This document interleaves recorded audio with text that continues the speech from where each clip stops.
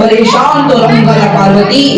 आखिर एक बेटी का बाप जो ठहरा, पार्वती अब उसके हाथ पीले करने का समय आ गया है। पर हमारी आनंदी तो अभी सिर्फ 9 साल की है। अभी तो उसके पढ़ने लिखने और खेलने कूदने के दिन हैं। देख पार्वती, लड़कियां पराया दर्द होती है और जितना जल्दी इन्हें घर से विदा कर दे उतना अच्छा है। कल से आनंदी की पढ़ाई लिखाई बंद। पर बाबू, इसमें मेरी क्या गलती है? आप मुझे पढ़ाई करने क्यों नहीं देते? तेरी गलती है कि तू एक लड़की है। लड़का होती तो क्या बाबू? लड़का होती तो क्या? लड़की, ज्यादा जबान ना चला, नहीं तो जबान अलग से खींचकर बाहर निकाल दूंगा। बाबू, मैं पढ़ लिख कर कुछ बनना चाहती हूँ। मेरी पढ़ाई ना रोको बाबू। आनंदी, तुझे पढ़ना है तो पढ़, लेकिन सारी उम्र बाप की छाती पर ये बोझ बनकर ना बैठ। पर बाबू, अभी तो मेरी उम्र पढ़ाई लिखाई की है। मुझे पढ़ लिख कर डॉक्टर बनना है।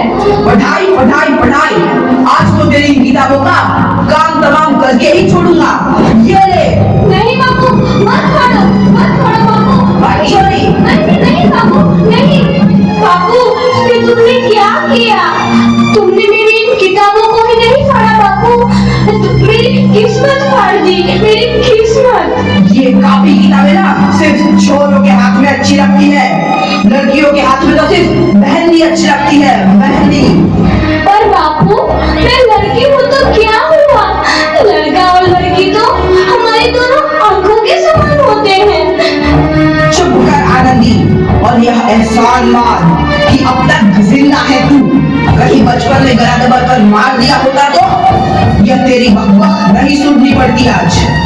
पर बापू, मुझे चूल्हा हिलाना अच्छा ना लगे है।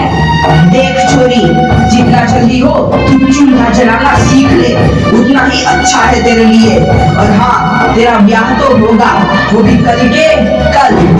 अपना जीवन है तुम्हारी यह कहानी। आंचल में है दूध और आंखों में है पानी। मुझे माफ कर दे बेटी, तेरे बापू के जिद के आगे मेरी एक न चलेगी। माफ कर दे बेटी, मुझे माफ कर दे। इस प्रकार मात्र 9 वर्ष की छोटी उम्र में आनंदी का विवाह गोपाल राव जोशी से हो गया। बाल विवाह एक सामाजिक कुरीति है और इस कुप्रथा का शिकार होना पड़ा आनंदी को। 5 वर्ष बाद आनंदी 14 साल की हो गई है। उसके घर एक शिशु ने जन्म लिया है। देखते हैं आगे क्या होगा। देखिए ना, इसे क्या हो गया है? इसका माथा तो अंगार की तरफ तप रहा है। इसे तो बहुत तेज बुखार है। आप बिना कुछ भी बोलते हैं, दीजिए मुझे। माधव, जल्दी से वैद्य जी को बुला के लाओ। जी, अभी बुला के लाता हूँ। ये तुम क्या कर रही हो आनंदी?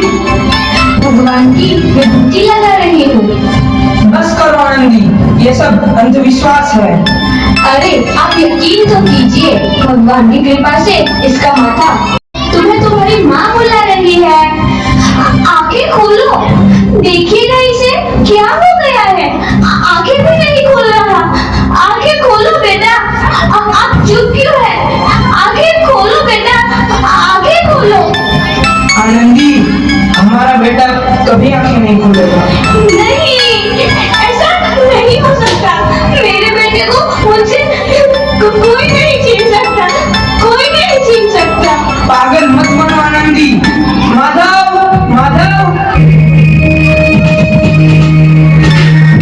आनंदी, बंद करो ये पागलपन। भगवान नहीं रहूंगी मैं अनपढ़। मैं पढ़ूंगी ताकि कल किसी और आनंदी को इलाज के अभाव में अपना बच्चा ना खोना पड़े। शाबाश आनंदी, और यही तुम्हारे अपराध के लिए प्रायश्चित भी है।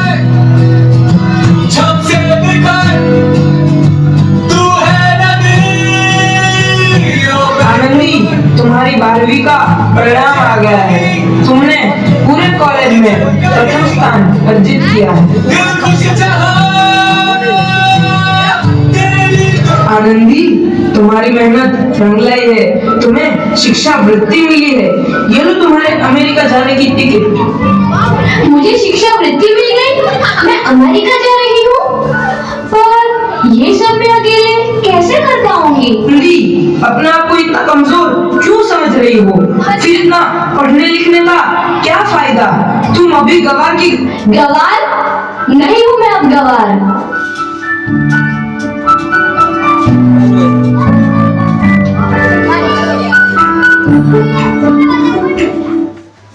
तो इस प्रकार 7 अप्रैल 1883 को आनंदी अमेरिका के पेंसिल्वेनिया के लिए रवाना हुई और 3 साल बाद उन्होंने डॉक्टर ऑफ मेडिसिन की उपाधि प्राप्त कर ली।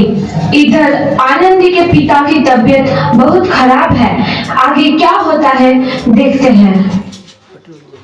Feel like royalty with premium ethnic wear at a minimum 50% off only at Myntra Right to Fashion sale. लगता है अब मेरे जाने का समय आ चुका है। अब मैं नहीं बचूंगा।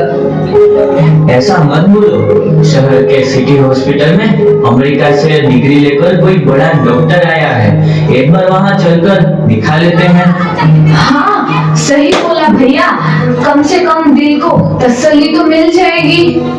हाँ हाँ, चलो चलो जल्दी हॉस्पिटल चलते हैं।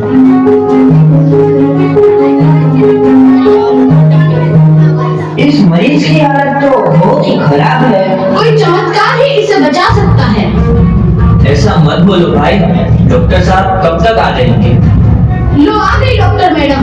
डॉक्टर मैडम जल्दी देखिए, मरीज की हालत बहुत ही खराब है।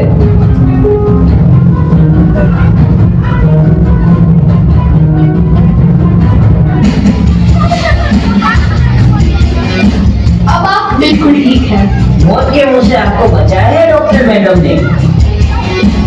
डॉक्टर साहब ने मुझे बचा लिया। मुझे मिलना है डॉक्टर साहब से। डॉक्टर साहब नहीं, डॉक्टर मैडम बोलो। डॉक्टर मैडम, उन्होंने ही तुम्हें जीवन दान दिया है। लो आ गई डॉक्टर मैडम, मिल लो उनसे। डॉक्टर मैडम, आपका बहुत बहुत धन्यवाद। आपने मेरी जान बचाई। इसके बदले में मैं गरीब भला आपको क्या दे सकता हूँ? वचन चाहिए मुझे कि कभी ये नहीं कहोगे कि लड़कियां कुछ नहीं कर सकती। वचन? ये कैसा वचन? अरे श्यामलाल, तुमने पहचाना नहीं? तुम्हारी बेटी आनंदी। आनंदी? मेरी बेटी आनंदी डॉक्टर? हाँ बापू, वही आनंदी जिसके लिए बचपन में तूने चूल्हा और दूल्हा के अलावा कुछ नहीं सोचा था। आनंदी, आनंदी मेरी बेटी, मुझे माफ कर दे। मैं तेरा गुनहगार हूँ बेटी। नहीं नहीं बापू, वही आनंदी जिसके हाथ पीले करके तुम उसकी सारी जिंदगी काला कर देना चाहते थे। माफ कर दे मुझे मेरी बच्ची, माफ कर दे। मैं तेरा अपराधी हूँ मेरी बच्ची, माफ कर दे। नहीं बापू, मैंने तो तेरा एहसान चुकाया है। याद है ना अपना एहसान जो बचपन में तुमने मुझ पर किया था? ताने सुना सुना कर जीते जी मार डाला था मुझको। अब बोल, और किस किस को मारेगा?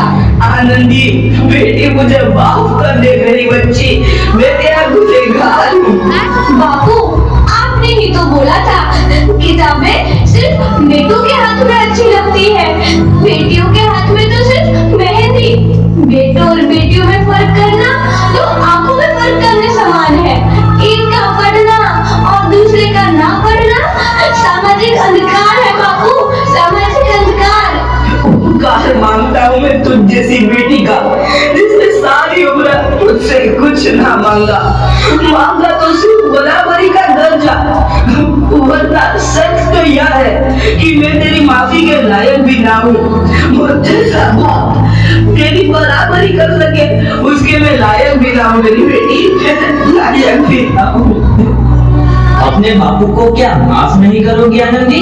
माफ कर दो आनंदी, माफ कर दो। सुबह का भूला यदि शाम को घर लौट आए तो उसे भूला नहीं कहते। बापू। तो इस प्रकार आनंदीबाई जोशी ने अपनी मेहनत और अटूट इरादे से न केवल भारत की पहली महिला डॉक्टर बनी, बल्कि आगे चल के उन लड़कियों के लिए सुनहरा रास्ता दिखा गई जो जीवन में कुछ करना चाहती थी।